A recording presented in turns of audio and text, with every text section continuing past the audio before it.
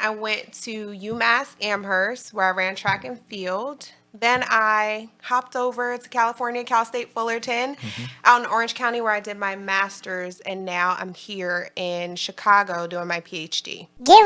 So you mentioned sports psychology. Yes. So as like the more focused part of the kinesiology, why did you decide to go that route versus, a different route in kinesiology?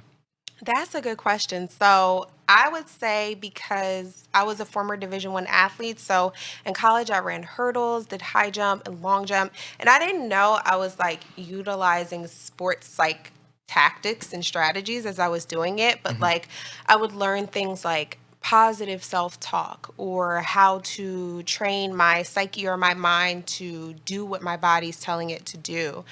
But I didn't I didn't realize I was using those things until I talked to my advisor in my doc program, and she's like, "Okay, you have two options. You can either do sports psychology route like me," and she kind of broke down some of those philosophies, some of those things that would be incorporated in that, or I could do the physical education route, and I would end up like teaching PE teachers how to become teachers. So talk about let's go back in time a little bit, which is Yeah. not too far back in time, but your college athlete or athletic days when you were running track. So talk about some of those tactics that you're learning more in depth now as part of your PhD program that you were actually employing back then. And then also expand on if you knew now or if you knew then what you know now, how that could have changed, how you competed.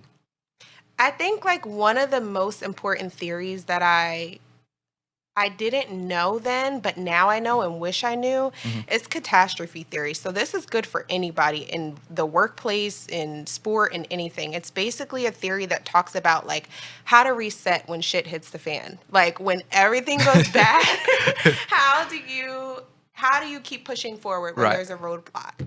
It talks about having like high adrenaline as well as like an aim to do like to perform well and Hmm. how those things don't correlate, right? So you have to have like the perfect balance in between. But with that, sometimes you're going to get nervous, sometimes you're going to like stumble, but how do you bounce back from that? Right. And one of the ways that you do it is you reset. So I would say like if I could go back in time and wish I knew something, it Right. would be that because it would have helped me so much more to be able to just like have more grace with myself in those moments where I do fall or I do stumble. Literally fell a lot in hurdles in Hmm. practice and Yeah. like got down on myself mentally, but it would have taught me how to just like take a step back and reset from those things. Yeah, that's beautiful.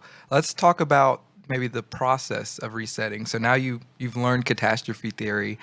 So how would you, if you're, talking to an athlete or, one of the kids that you work with, how do you take them through the process or show them how to implement the process of resetting? What does that look like? I think it's different for each person, but the first thing I would say is like we talk a lot about positive youth development and like how to give autonomy back to kids or athletes, especially when you think about sport. It's so individualistic. So I would say the first thing to ask them is like, how are you feeling in this moment? Like, Mm. what is it that you're hoping to get out of either sport or learning, etc.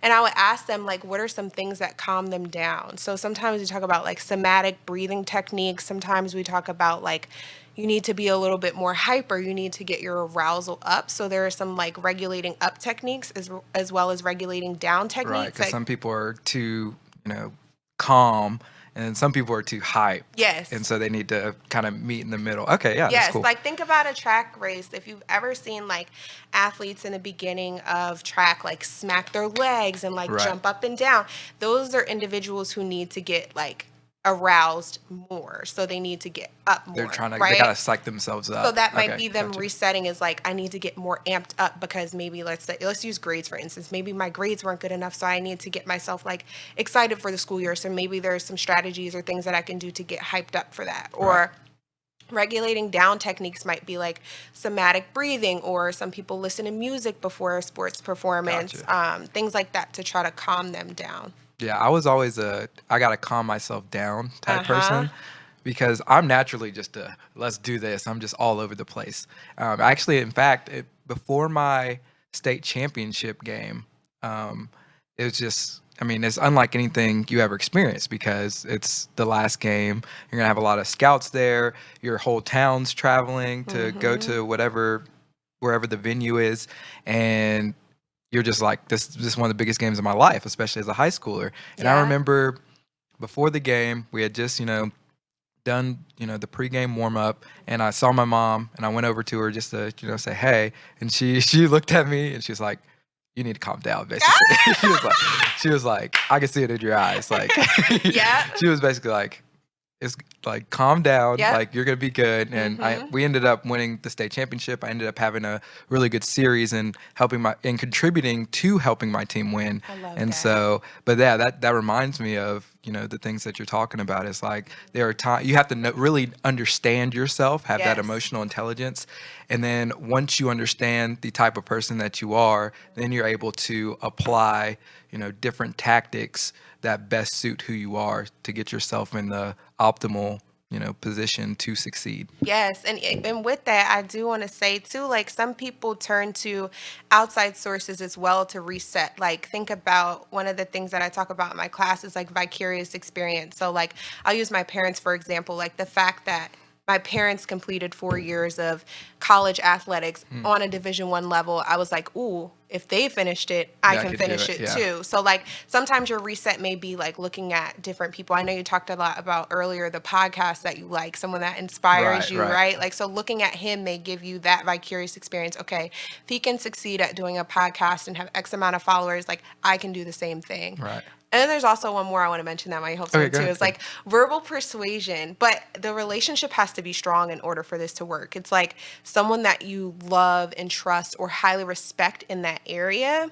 If they're persuading you to pursue something, whether it's academic excellence Mm. or a bigger job in your career, etc., that will also be able to help you to reset. So that's like you have a role model, or like, which I mean, that can include your parents. It can Yep. include a close friend, or it Hmm. can even nowadays, since we have the internet, it can include the people that you watch. Yep. And so let's talk about influences. How important are the influences and role models that you look up to, and relate that kind of back to that theory that you were just mentioning, or the tactic that you were just mentioning. Yeah, catastrophe theory. So it's extremely important to have like role models in your life to look up to. And that can be like in sport, that can be in your personal life, that can be in your professional life.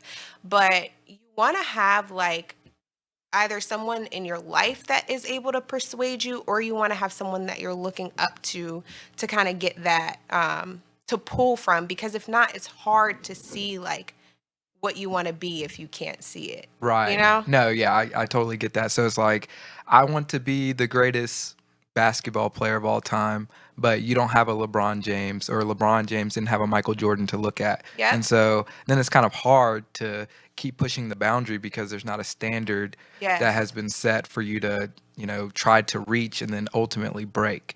And Hmm. so yeah, no, that's very interesting. Yeah, and so it's sometimes like shit hitting the fan could be you didn't have those things in place in your Mm. sport, like, or some of those relationships fell apart during your career, your trajectory, or you had to switch coaches. That's a lot of time why you see like athletes might want to quit their teams or they may want to transfer Mm. because their relationship with their coach fell apart. And so it's like maybe that they were getting verbal persuasion or vicarious experience from that person, etc. So it's important to take those things into consideration when you're thinking about resetting. No, that's good. That's good. Let's talk about the relationship between the player and the team. So, the player and their coach, their player and their teammates as well.